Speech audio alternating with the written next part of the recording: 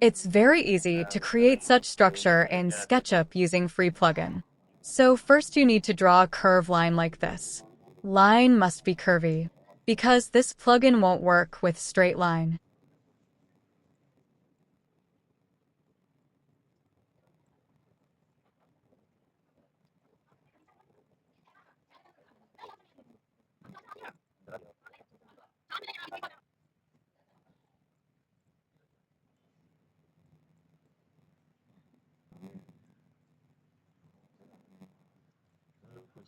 Now you need a profile surface.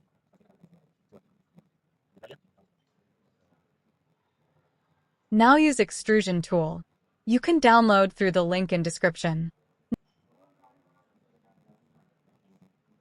Now select profile face, then select this tool, then select curve line one by one.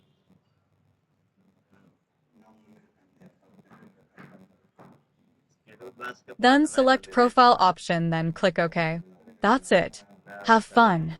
If you like my video, please share and sub and follow. Thank you.